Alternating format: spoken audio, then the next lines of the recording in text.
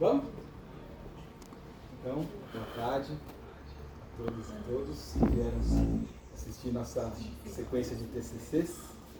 E o processo vai ser o seguinte: cada aluno terá 1 hora no total. Então, meia hora para o artístico e a monografia, a apresentação do artístico e da monografia, e a outra meia hora para as considerações, né, do avaliador e do orientador. Bom? Então, a gente começa agora às 9 horas, depois às 18 horas, depois às 19, termina o Natan, 10 minutos, começa a da Giovana, né? 1 hora, a gente tem 20 minutinhos de intervalo, e aí começa a última apresentação da Gabriela Taquejeiro, tá bom? Então nós vamos assim, está sendo gravado no Zoom, depois a gente vai disponibilizar para os alunos que estão por aí, porque eles... alguns, os professores liberaram para vir para cá, outros têm que terminar o semestre, eles assistem gravado, tá bom? Então a gente vai começar com o primeiro, Natan Zílio Sakamoto, Um Bosque entre Dois Mundos, a vida contemplativa no cotidiano de professores Waldorf de São Paulo. Obrigado, Marcelo. Já quero começar agradecendo oficialmente a todo mundo que veio. Eu tenho meus amigos, professores, familiares, coordenadores e orientador da faculdade, que orientou meu TCC. Tarita, eu vou pedir para você, se quiser sentar um pouquinho mais próxima, também aqui nessa primeira fileira. Gabi, se você quiser, sinta-se à vontade. Vou começar com a parte artística do meu TCC, e ela se constitui dessa simples e singela maquete de 2 portais e um bosque entre esses 2 mundos. Enquanto eu vou tocando uma música autoral, como se fosse um mantra, vocês podem se sentir livres para levantar e pegar uma imagem. Toda a imagem que vocês recolherem,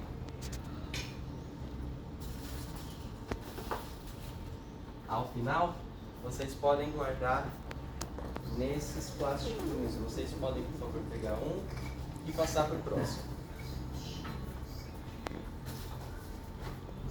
Isso vai ficar como um presente meu para vocês. Não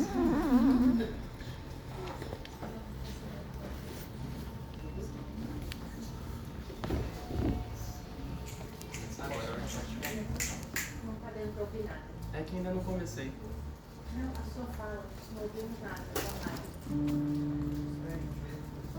Quem está online não está ouvindo. Essa é minha mãe. Boa tarde. Ô mãe, você pode sentar nessas primeiras fileiras, é melhor. Rafa também. Chegou. Não, é bom avisar a forma, é que se ele começa a tocar, eles também não vão ouvir a música. Ué, você não. A gente lá não estava ouvindo, tá tudo bem baixinho cortando assim.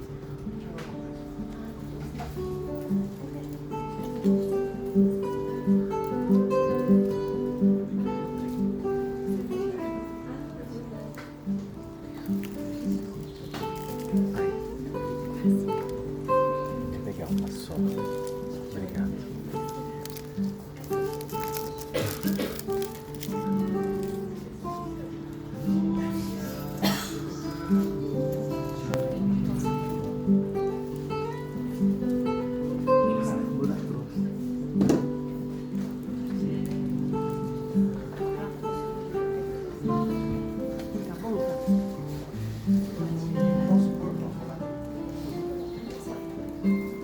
Você também, né?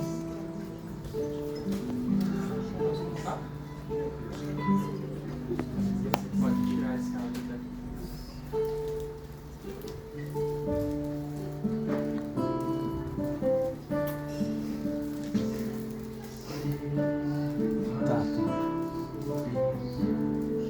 Tá bom assim.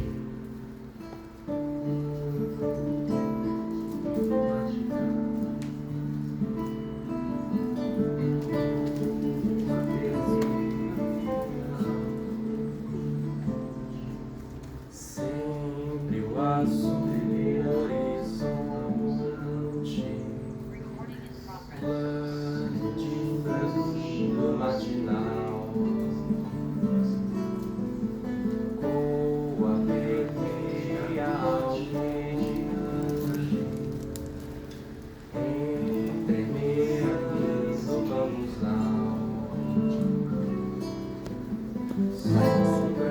Depois você segura aqui pra eu pegar. Pode ir lá pegar o negócio.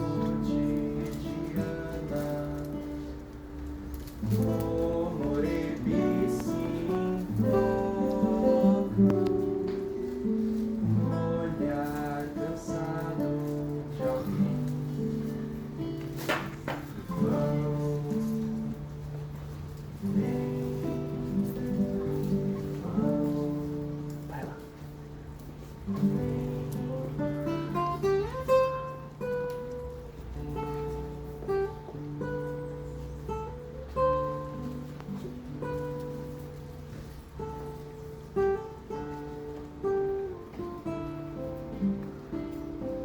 Sempre o azul horizonte, Depois você vem aqui. plano de fundo matinal, lua vermelha ao longe, entremeando bançal, sempre o azul e sombras no chão se encostam, a vida cotidiana, Morebi se invoca, olhar cansados de alguém, sombras no chão se encostam.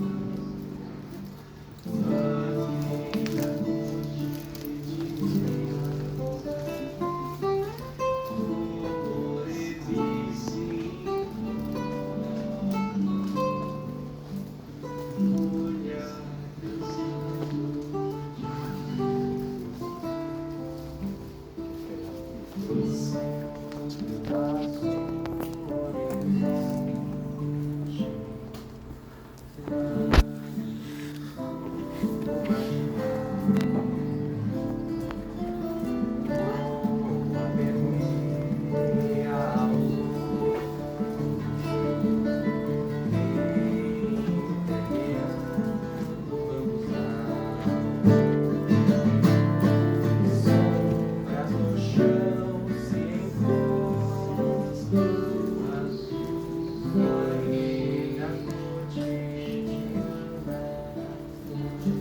de Morebi se invoca, olhar sangueal de alguém.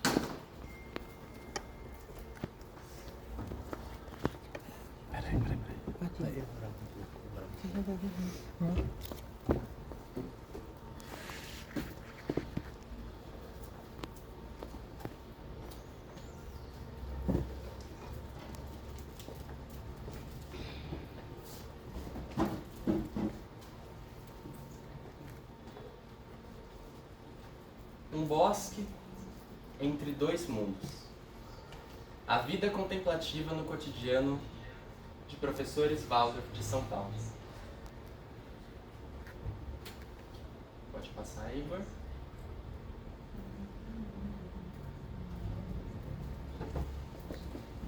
Todos já me conhecem.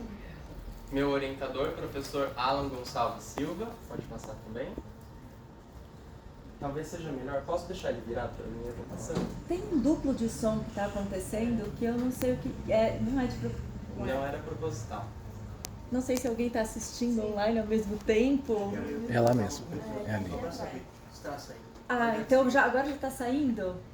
Não, você estava procurando para saber se estava Não, tudo bem, mas agora está saindo, tá tudo certo. Não, só porque atrapalha a gente a conseguir entender.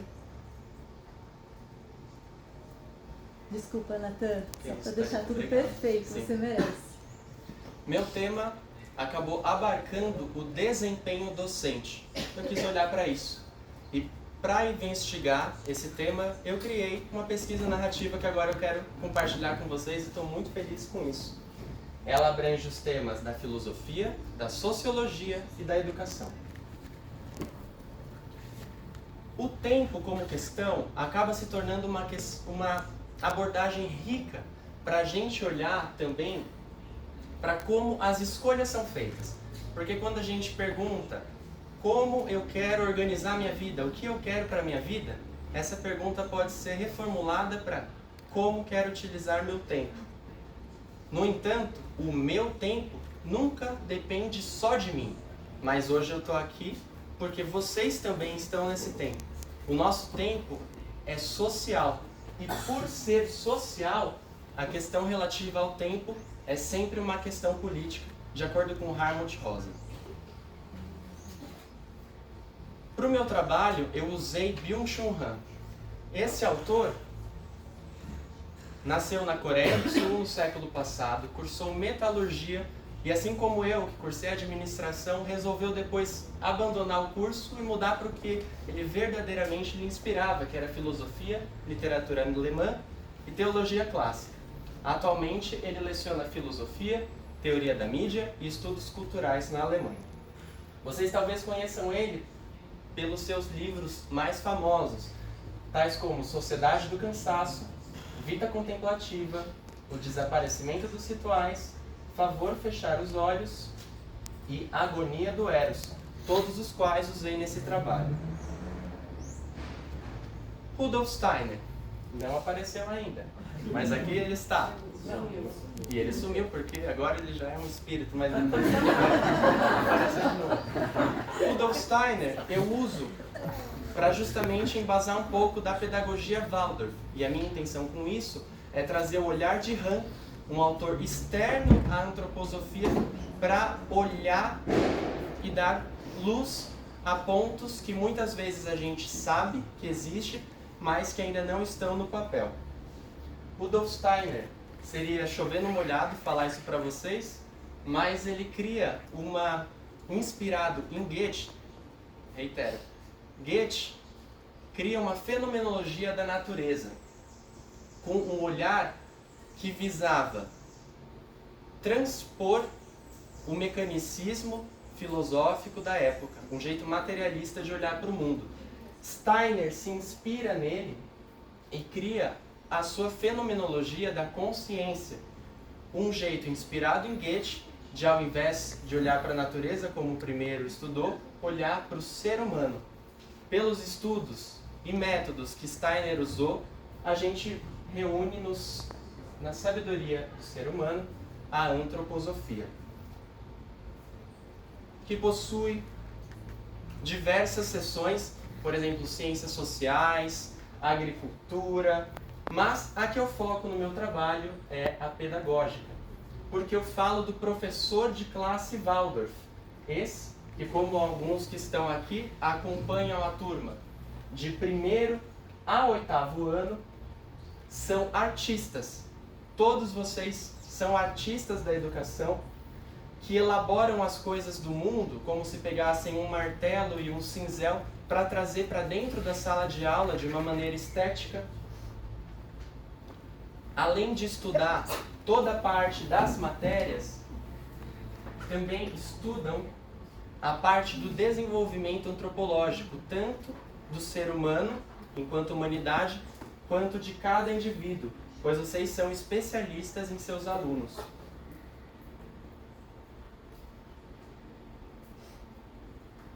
De algumas tarefas dentro de sala de aula, o professor de classe Waldorf visa um ensino artístico e engajador para as pessoas. Pedro, você pode apagar essa primeira, por favor?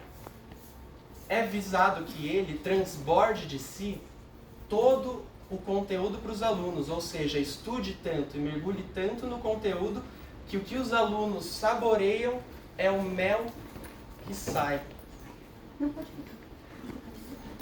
Que prepare, é uma expectativa, aulas trimembaradas, parte para o pensar, parte para o sentir, parte para o querer, em que o elemento artístico é central e que realize avaliações contínuas, tanto por parte de observação quanto por parte do trabalho. Além disso, mais para os anos iniciais, que dedique seu tempo a criar. Aqui eu coloquei histórias, mas também artes, músicas, etc. Não obstante, o professor também tem tarefas que não são apenas para dentro de sala de aula, como também para fora dela. Como, por exemplo, participar da gestão escolar administrativa, que participe de reuniões coletivas com familiares, indivíduos, que seja um profissional em constante aprimoramento e que se posicione completamente dentro da atualidade, lançando-se ao mundo. Uma postura sempre investigativa. Diante disso, por que eu me interessei por esse tema? Eu percebia dentre as pessoas que eu convivo, e isso não só desse ano como de anos anteriores, professores de classe Waldorf de fato falando, nossa, é desgastante esse trabalho. Mas por quê? Então me veio a ideia de investigar o tempo livre desses professores. E a partir disso, usar Byung-Chul Han para investigar a vida contemplativa, em que o tempo livre faz parte dos, como eu chamo no trabalho, PCW, professores de classe Waldorf, residentes em São Paulo, esta capital mais próxima da pós-modernidade de Hartmut Rosa e Byung-Chul Han. Para o meu percurso metodológico, eu contei com as leituras da obra do Han, com uma pesquisa narrativa baseada na história oral de José Meire, e divulguei em todas as escolas Waldorf de São Paulo que estavam na FELB e outras que eu fui pesquisando no Google e encontrando. Tive 15 respondentes de diversas escolas, dentre as quais eu selecionei 4. E meu foco era justamente esse, que fossem de diversas escolas de São Paulo, e não peguei de onde eu trabalho. Como partes de etapa, entrevista, gravação, transcriações em 3 etapas e análise. Foi um trabalho longo. Como finalização dessa etapa das entrevistas, eu pego uma música do relato para cada uma delas. Gabriela menciona, ser professora Waldorf não é só o que eu faço na escola. Você começa a mudar o modo de agir no mundo, buscando se desenvolver de uma forma mais consciente. Também Sebastião menciona, eu vou tentando me jogar ali e aqui por inteiro, senão vem um sentimento de ruptura. Você vai virando uns caquinhos de vidro, nunca um inteiro. Fazendo tudo ao mesmo tempo, você vai se estilhaçando, se partimentando, se atomizando. Por parte de Maria Lúcia, foi uma escolha minha. E eu tenho essa consciência de que, às vezes, tenho que dedicar um pouco fora do expediente, porque é um trabalho fundamental para a minha comunidade. E é do meu interesse desenvolvê-la. E Roberta, o meu trabalho é o meu ócio. E a coisa que eu mais gosto de fazer é ser professora de classe. A partir disso, eu gostaria de compartilhar com vocês, talvez 5, 10% dos meus achados, mas é o que cabe no momento.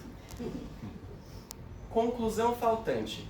Byung-Chul Han vai dizer que é exatamente essa conclusão que não existe nos dias de hoje que torna um sujeito de desempenho muito produtivo como uma estratégia eficiente de controle das pessoas. Essa coisa de conclusão significa algo que tem uma narrativa, um início e um fim bem determinado. Com isso, eu identifiquei que essa conclusão, essa pedra no meio do caminho, no trabalho do professor de classe Waldorf, não existe. Ou se existe, é de uma maneira sutil. Pois eles têm um vínculo tamanho com as famílias, principalmente no caso dos alunos, é visado que os alunos, aquilo que foi aprendido na escola, continue durante a educação em casa. Isso também acontece com os professores. Eles saem da escola, mas a escola reverbera em seu dia. Pois Gabriela menciona que além de planejar a aula, desenho de lousa, preparar qual será o trabalhinho e corrigir atividades, a produção do professor de classe Waldorf, eu percebi que ela não é em si algo que você vai produzir necessariamente de material, que é também, mas uma grande parte dela é uma produção reflexiva. E aqui eu coloco a reflexão como uma produção também, não algo inativo, mas como algo que tem uma finalidade. E por isso, produtivo. Essa conclusão faltante, o Byung-Chul Han vai dizer que é exatamente o que, no caso de uma sociedade do desempenho, ocasiona um excesso de produção. Outro torna-se igual. Entendendo por outro, tudo aquilo que é uma barreira, algo que não penetra, e por igual, tudo aquilo que é permeável, bom e receptível, eu identifico dois casos. Um seria um professor que estaria para negatividade do outro, que não leva o aluno em pensamento para casa, enquanto o outro, pela positividade do igual, pela disponibilidade, faz com que a reflexão pelo aluno permeie seu cotidiano. Essa negatividade do afastamento que porventura a gente podia ter no século passado, e isso não só na pedagogia Waldorf, mas pela minha entrevista identifiquei que aqui também dá lugar a essa positividade da aproximação. Então a gente tem, assim como o Byung-Chul Han diz que no o sujeito de desempenho funciona pela lógica de tornar o outro igual, também há um excesso de igual no caso dos professores de classe Waldorf. Gabriela menciona que são pessoas que se tornam tão próximas que acabando criando uma amizade, por exemplo, no caso das famílias. E salve esse importante que eu vou falar agora, que é, mesmo que há uma barreira, não posso falar com você agora, seja para alunos ou com família, o ponto aqui é, em pensamento, eles estão sempre lá. Falei de reflexão produtiva e aqui gostaria de dar mais uma detalhada. Essa disponibilidade produtiva que permeia o cotidiano fora da escola, Sebastião coloca também, por exemplo, com essa frase. Estar pensando até durante o banho, quem nunca? Em situações e ideias de aula tem a ver com isso. A gente está sempre trabalhando, sempre pensando em nossos alunos. As crianças estão sempre na sua cabeça, não desliga, como diz Gabriela. Isso daí, Sebastião chama de uma parte sutil do trabalho, algo que não dá para ser contabilizado e que esse entrevistado disse, inclusive, concordar que não seja, porque seria comercializar, inclusive, uma parte humana dele. No entanto, essa parte sutil do trabalho, segundo eles, é a que mais esgota. Quando a reflexão, que é incentivada tanto pelas formações quanto pelo social e autoimposta também pelo indivíduo, não é feita, o professor comenta, Sebastião, fica sempre uma vozinha na cabeça dizendo você está fazendo menos do que deveria. Dever. O dever me traz até uma ética que eu identifico como uma ética não oficial do professor Waldorf. É um dever de constante aprimoramento. Sebastião fala, você está fazendo menos do que deveria. Dever, correr atrás de algo que ainda não se é, que se deveria ser. Isso, em termos byung-chul-hanianos, seria estar para o desempenho, assim como ser o que já se é estaria para a vida contemplativa. Isso é diferente. Fazer o que sempre já se fez e correr atrás do que não se é. Não a intenção que isso seja um gesto eurímico. No momento. Mas o professor se reconhece como Waldorf, inclusive à medida em que está em constante aprimoramento. Essa expectativa que colocam sobre ele e que ele se autocoloca também é que seja criativo, sensível, engajado, tudo ao mesmo tempo e ainda preparado para diversos conteúdos. Transforma-o em sujeito de desempenho. Essa lógica de autoprodução, autoaprimoramento, desenvolvimento, é vista como boa. No entanto, o Han poderia chamar de um mecanismo pós-moderno eficiente de controle. Nesse sentido, como mecanismo de controle, até a liberdade é explorada. Enquanto uma violência da negatividade contra o outro estaria para não faça isso, não pode aquilo, um coordenador acima e você abaixo, uma violência da positividade do igual seria o sim, nós podemos, vamos lá, faça o que você sente que precisa fazer para a sua sala. Gabriela expõe com certa agonia, o céu é o limite. Enquanto o céu é o limite, você tem toda a liberdade do mundo, isso é o mecanismo mais eficiente de controle porque você não sai da linha. Isso significa não pare de criar e não pare de produzir. Transformando em um senhor escravo em termos de Han, que autodisciplina-se por estar imerso em uma cultura pedagógica que tanto concorda, ela vem a ele como uma positividade. E essa positividade, como a gente já viu que o outro torna-se igual, acaba ocasionando um excesso de positividade, um excesso de produção e uma violência da positividade. Essa forma que é vista de um trabalho não alienante como professor participante da gestão escolar, acaba não dando cabo também do trabalho, pois, como eu disse lá no início, sua reflexão também é produtiva. O Bauman vai chamar essa sociedade pós-moderna de modernidade líquida, em que a vida é totalizada em forma de trabalho. Ele coloca: confia-se em que empregados auto-administrados utilizem partes de si mesmos que estavam fora do alcance dos chefes nos contratos de trabalho tradicionais. Também se espera que não contem as horas gastas a serviço da companhia empregadora e que controlem e neutralizem as partes de si mesmos que sejam potencialmente contraproducentes ou problemáticas. Eu chego aqui em um dos meus temas finais agora, ora et labora.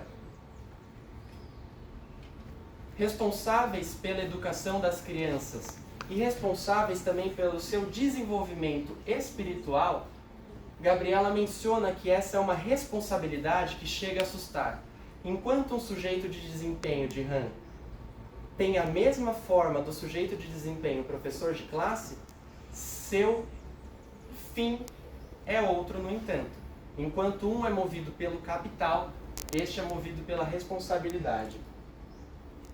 Assim, o trabalho adquire uma forma de religião, que reúne, trazendo a unidade, que religue matéria e espírito. Então, sua reza não está separada de seu labor, e seu trabalho é sua oração. Isso é ensinado aos professores como um sacrifício e sacerdócio necessários. Marcelo, quanto tempo eu tenho? 2, 3? Aí, ótimo. O Byung-Chul Han, ele traz alguns pontos de luz para isso, que aqui no meu trabalho enquanto apresentação eu vou conseguir trazer mas que eu acho que é essencial, que é o olhar do jogo para as situações que a gente faz no dia a dia. Ele define jogo como toda aquela atividade que é contemplativa, e contemplação como sinônimo de uma ação que não tem um fim externo além dela mesma. Eu jogo basquete não porque eu quero melhorar o meu desenvolvimento para depois ensinar meus alunos como jogar basquete, mas eu jogo basquete pelo basquete. Hans Zimmermann, autor antroposófico, coloca essa defesa da totalização do tempo de trabalho que Bauman chegou a criticar. Devo orientar minha vida toda para minha tarefa. É bem natural que as férias e os finais de semana sejam igualmente dedicados ao trabalho escolar. No que Han diz, todavia, que o tempo inativo não é que ele tem que ser uma ruptura, não é que você não pode fazer aquarela nos finais de semana, não pode tocar música, não pode criar, mas que você faça essas coisas não pensando em como usar isso em algo. Porque percebe como a finalidade é transcendente, enquanto Han defende uma finalidade imanente pela própria ação que você está fazendo, por ela mesma, enquanto tempo livre. Senão, não é um tempo livre, mas um tempo ancorado à produção. Maravilhoso. Nesse sentido, a proposta de Han ainda está, se a gente pegar por aqui, é possível resistir apenas pela mudança da consciência.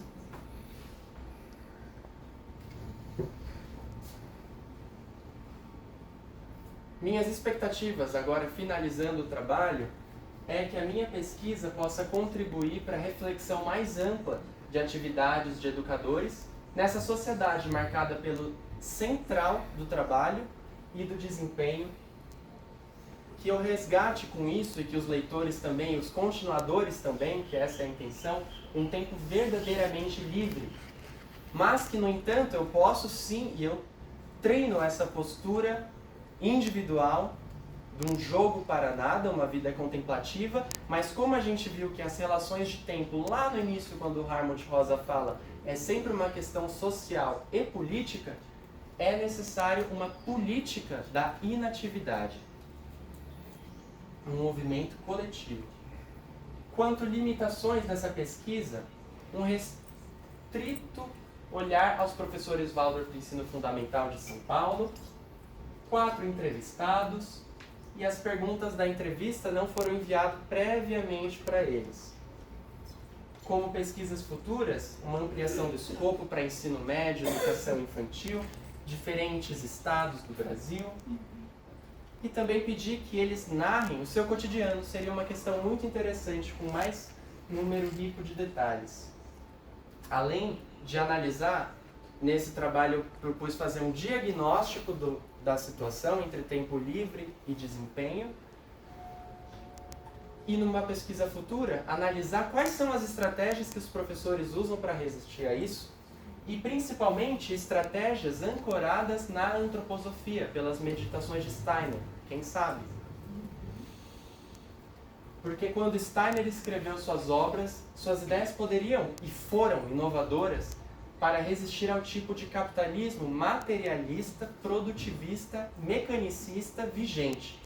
No entanto, elas mesmas podem ter sido subjugadas pelo sistema neoliberal da sociedade do desempenho, do sujeito de desempenho, e não se aplicarem à pós-modernidade.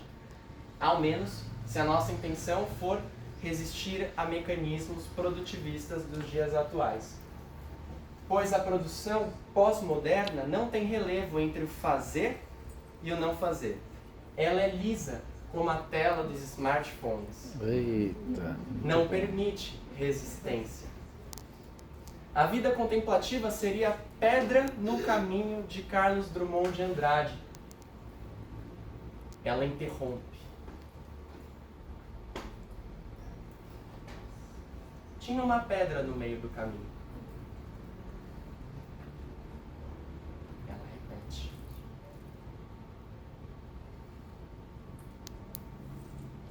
Tinha uma pedra. Ela joga.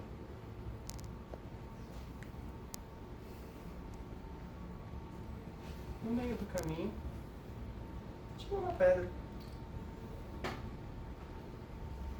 Ela festeja. Nunca me esquecerei desse acontecimento na vida de minhas retinas tão fatigadas. Serena.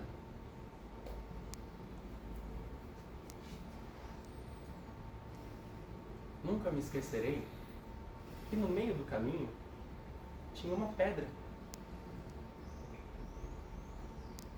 Inútil.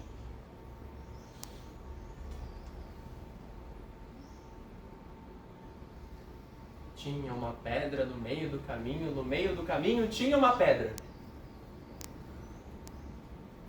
Ela é. Ponto final. Ei! Boa, Natan!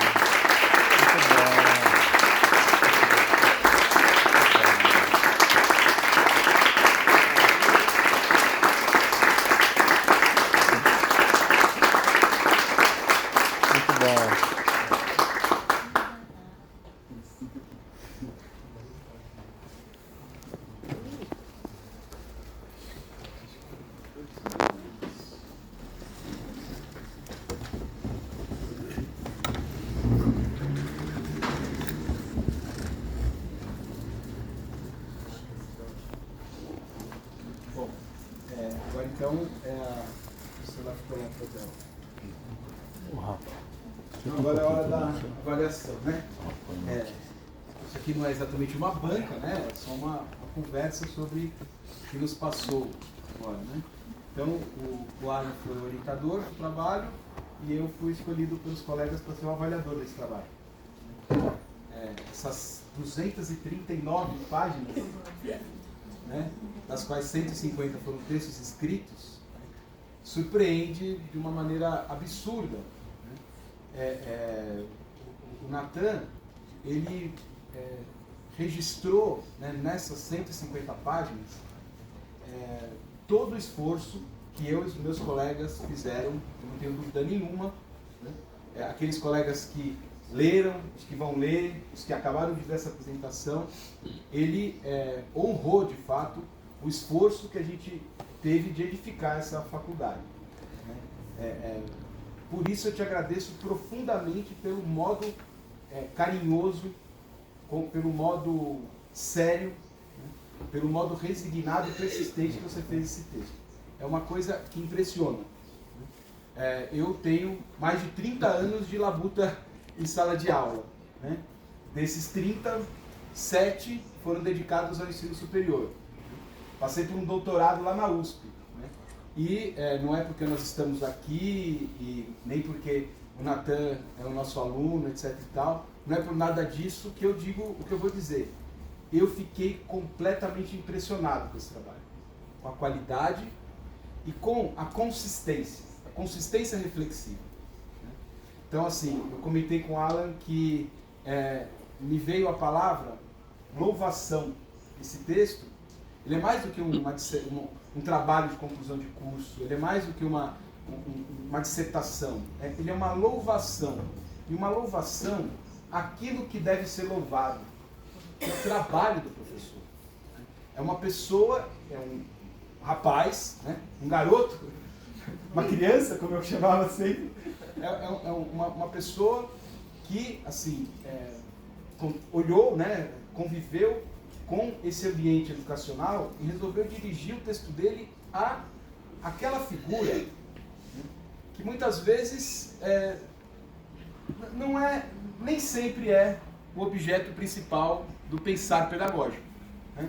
Olhar o professor e o trabalho do professor, né, do modo gentil, criterioso, consistente, como você olhou, é uma louvação ao meu trabalho, ao trabalho dos meus colegas, ao trabalho que produziu esse lugar aqui onde nós estamos, né? Então, eu tomei como isso, né? Então, não podia deixar de falar isso porque de fato foi emocionante tomar contato com esse texto e daqui para frente, se a minha posição de coordenador servir para alguma coisa, assim, as pessoas vão ter que ler esse texto, as pessoas vão ter que saber, porque o rigor, ele não é só um rigor de abordagem de um tema, é um rigor metodológico.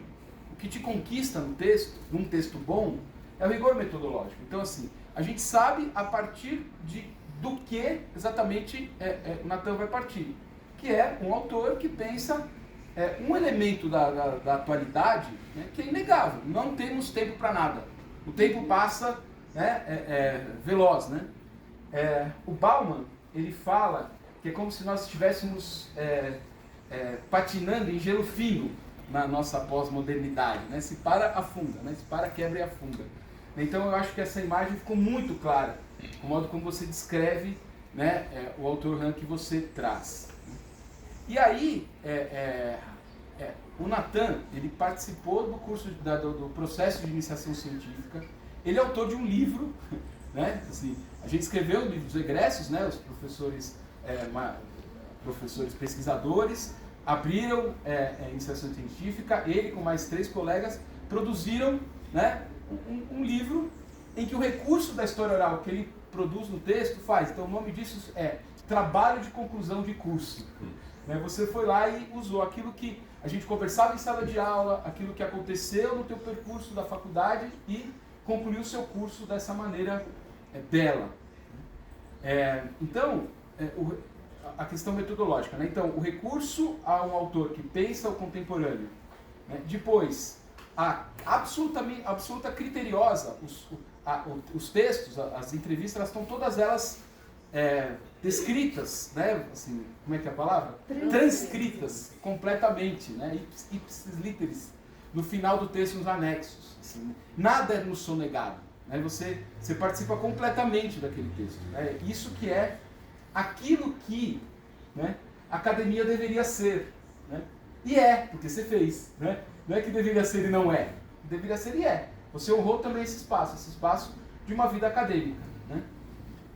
E, enfim, vou parar por aqui. E a abordagem aos professores de escola Waldorf.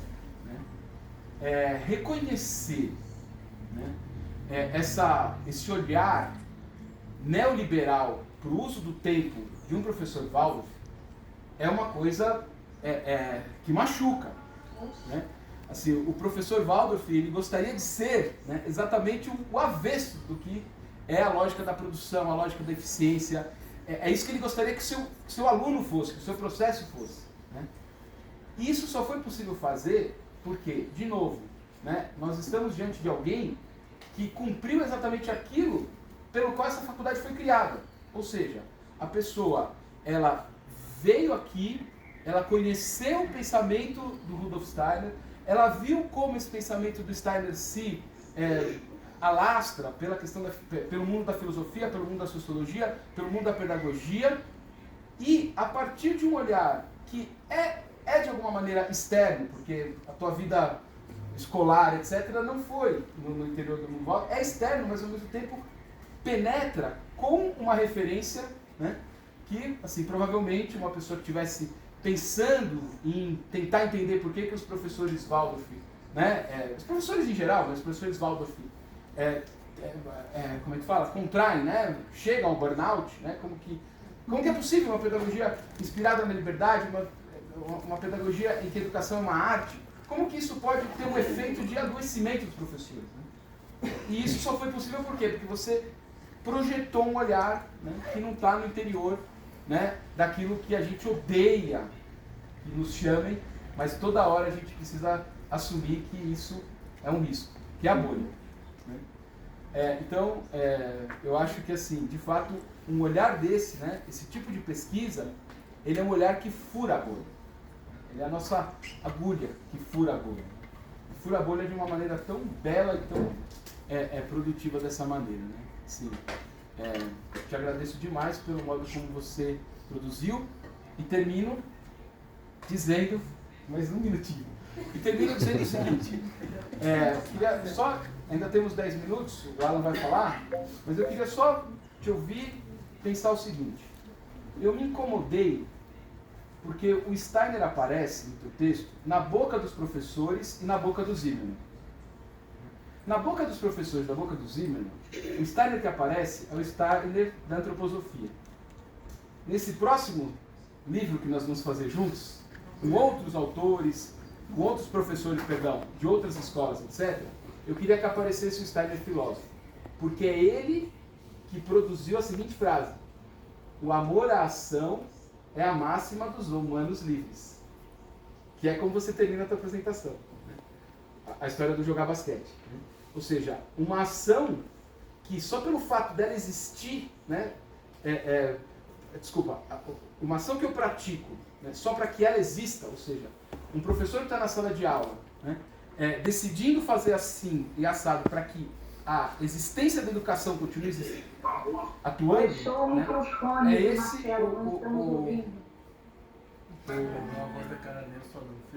a Carla Neve estava lá. Eu achei que era espírito.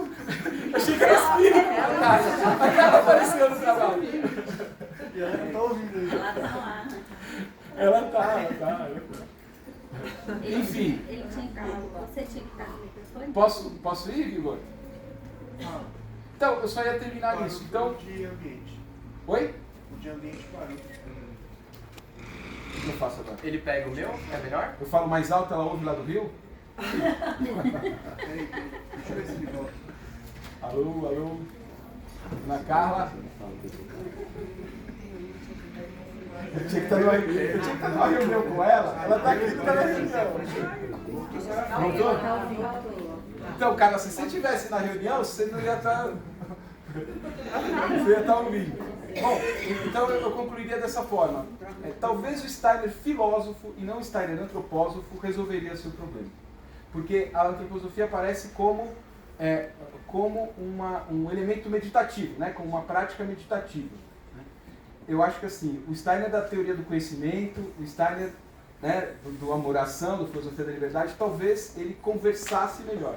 E aí esse risco que todo autor tem, e você flagra maravilhosamente bem, do anacronismo, ou seja, talvez aquilo que ele falou valesse para o tempo dele, né, é o risco do anacronismo do leitor, né, e não do autor, é sempre o leitor.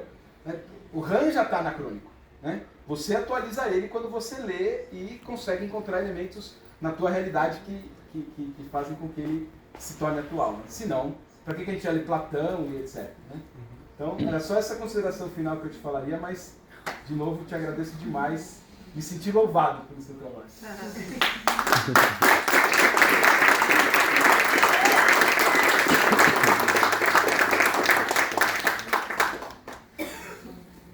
Bom, boa noite a todos também. O Marcelo já fez um grande elogio ao trabalho do Natan. Eu acho que eu consigo fazer delimitando um pouco o que foi meu papel de orientador aqui, para vocês poderem entender, né? E meu papel de orientador foi ler o trabalho e se entusiasmar com ele. Talvez algumas discussões onde eu apontei uma obra ou outra, e eu, quando li, fiquei muito feliz que você tenha escolhido ela para compor o trabalho, né? Mas assim, de fato, o trabalho emociona porque eu vou fazer um pequeno elogio, vou te fazer uma pergunta que eu quero que as pessoas escutem mais você, tá? Então o elogio que eu vou fazer é que assim, o Natan era brilhante, a gente percebeu ao longo do convívio com ele aqui. E para mim é emocionante que as minhas colegas professores de classe, que tanto trabalham, né? Que infelizmente eu já convivi com algumas que têm burnout, tiveram esse presente, vamos dizer, colocado no mundo, que alguém como vocês dedique o seu tempo, a sua genialidade para olhar para elas e produzir um trabalho que eu acho, né, tenho certeza que vai ter muitos frutos por aí. Porque eu me entusiasmei com o trabalho por conta disso, né? Você começa a ler e você fala, nossa, era isso que a gente precisava. E é um trabalho que mexe muito com quem nunca refletiu muito sobre isso ou não, porque a gente se vê ali, né? na boca dos... É bem representativas as entrevistas. Então, na boca daqueles professores, eu via frases saindo da minha trajetória lá, escutar de pessoas que a gente admira, e olhar para aquilo dali e falava, nossa, agora tem alguém que joga uma luz, né, uma certa escuridão do que estava acontecendo com a gente. Então, primeiro é isso, então o trabalho como orientador, o trabalho do Natan, a orientação, eu acho que a maior contribuição foi no entusiasmo, né? Foi compartilhando, ficando muito animado com as suas ideias. Então, como eu falei que eu queria ouvir, assim, tem muita coisa, a apresentação é muito pequena aqui, é muita coisa no texto, né? O que ele colocou, assim, dá vontade de ficar falando para vocês, olha, tem aquilo, né? Então, eu quero dar oportunidade, porque eu tenho uma conclusão, assim, né, que vai em direção oposta, que o Marcelo disse, né? Que ao invés de ir para o Steiner filósofo, vai para o Steiner antropósofo mesmo, que é como conciliar um pouco isso, né? Porque a gente tenta formar uma comunidade, a gente... eu não consigo ver como não transformar minha vida profissional, né? Como não olhar para os meus tempos de lazer e aquilo virar uma vivência que depois eu levo para a sala de aula. Isso parece ser algo intrínseco ao nosso trabalho de professor. Então, como conciliar isso daqui? E aí o Natan, no trabalho dele, ele fala um pouco sobre isso, né? Quando ele fala sobre isso, ele diz assim, olha, é meio paradoxal que no meio desse caos, o professor chega a uma vida contemplativa.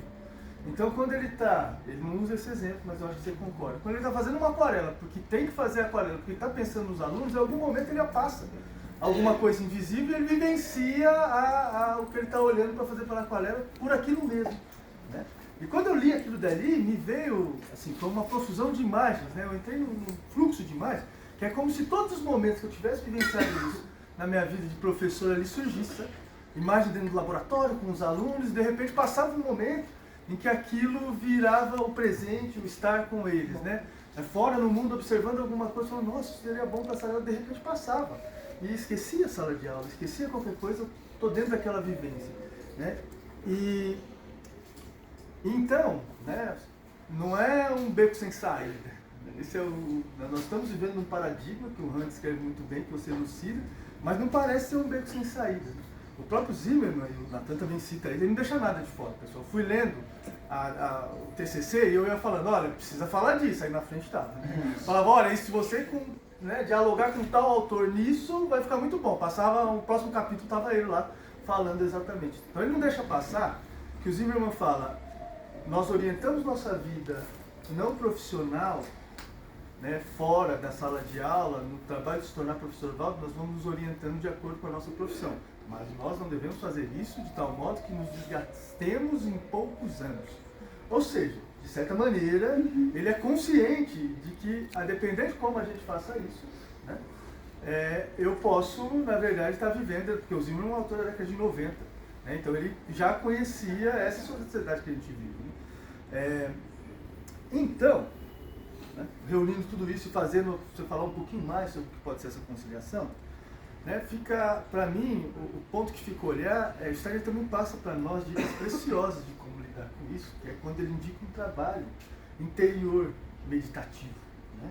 E se a gente esquece isso, se fica de lado, se isso não é praticado, parece que fica esgotante essa vida de professor, né? E então, como é esse trabalho meditativo? O que dentro dele talvez tenha elementos que possam nos ajudar a conciliar, e talvez tenha um professor que não é que no meio do caos ele acha a vida contemplativa, mas ele aprendeu a se orientar contemplativamente no meio disso daí, né?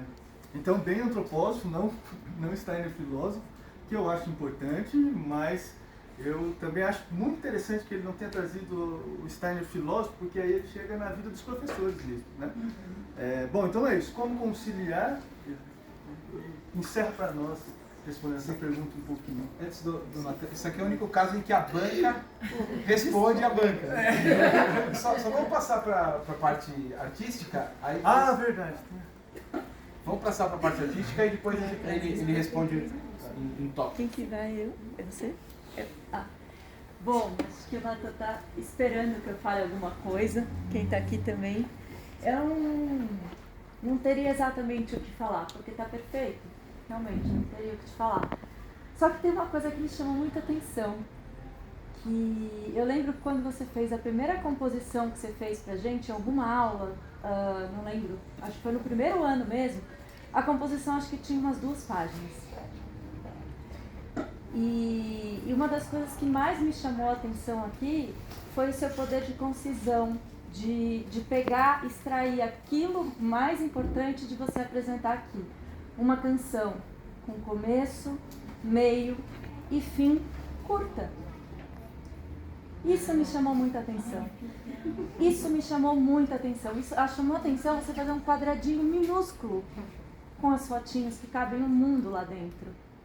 Me chama a atenção como você conseguiu apresentar o seu trabalho no tempo. Então, isso é muito arte. Me chama muita atenção ver a forma artística que você fez do seu TCC, como você apresenta. Então, é um artista. Só tenho que dizer também a mesma coisa que vocês. Parabéns. E foi muito legal ter te ouvido. Obrigada. Quero começar um agradecimento especial a todo mundo que está aqui. A Thalita, suas colocações, Marcelo, Alan, e talvez eu consiga responder você com esse comentário da Thalita, mas vamos lá. Justamente eu fui percebendo que ao longo da minha trajetória, e nisso o Han teve muita influência, eu sempre gostei muito dos excessos. Então eu sempre me dediquei 200%. Se eu estava na recreação e tinha que ser um estagiário, cara, eu escrevia uma história de 13 páginas, criava música, criava as brincadeiras, falava assim, Josi, pode ficar tranquila que eu faço tudo aqui. E eu acho que durante a minha trajetória e a minha biografia, eu sempre fiz muito mais do que precisava fazer. E eu sempre achei essa uma característica louvável. Eu achava que o mundo devia ser assim.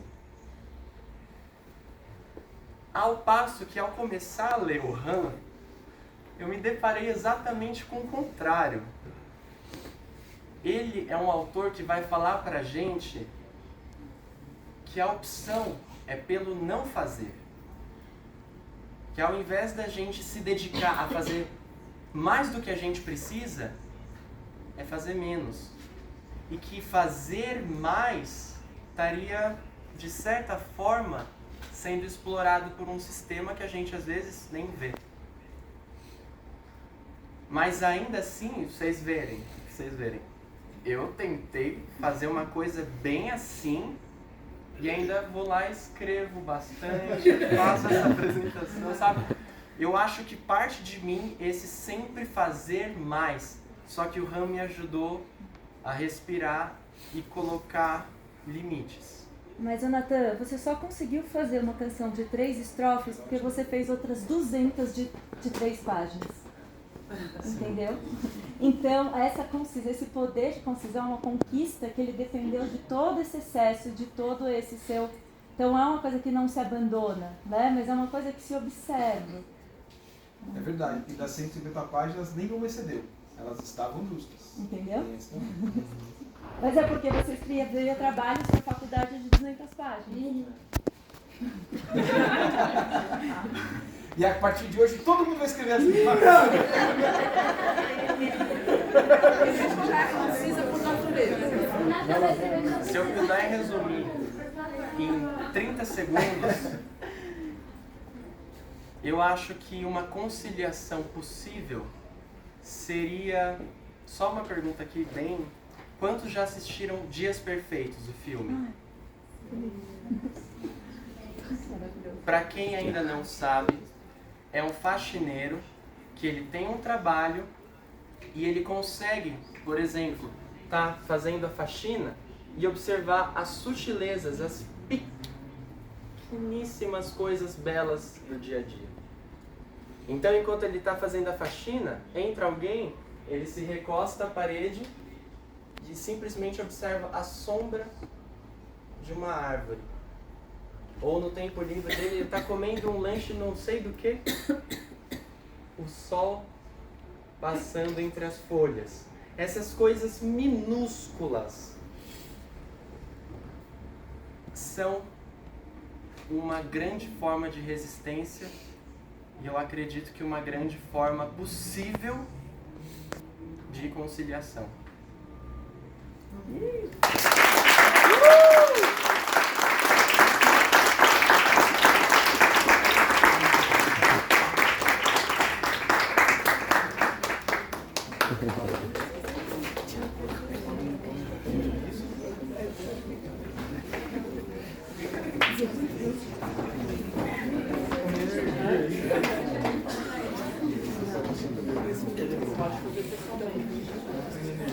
Sete e 10 começa o próximo, tá? Gente, oi, tudo bem? Eu queria falar com vocês só um pouquinho que a próxima apresentação do TCC, ela vai acontecer aqui no meio, então a formação das cadeiras vai mudar. Eu queria pedir a ajuda de vocês pra gente mudar um pouquinho, porque são muitas cadeiras. Então ela vai acontecer aqui, Ana. e a gente vai fazer uma meia lua nessa direção aqui.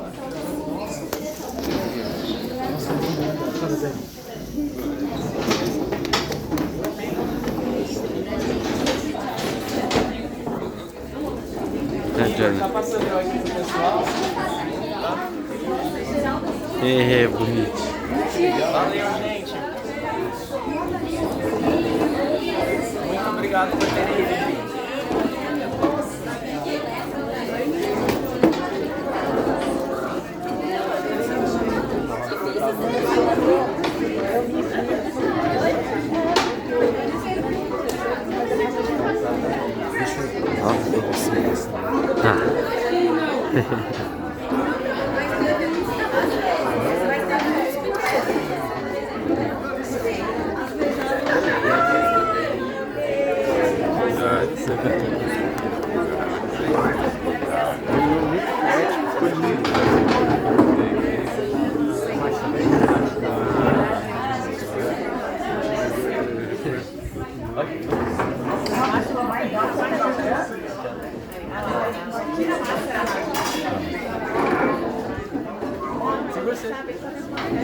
Eu tô gravando, tá?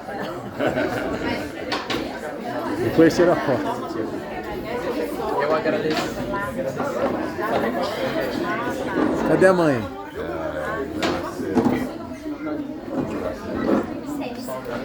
Ô Tata, agora para de gravar?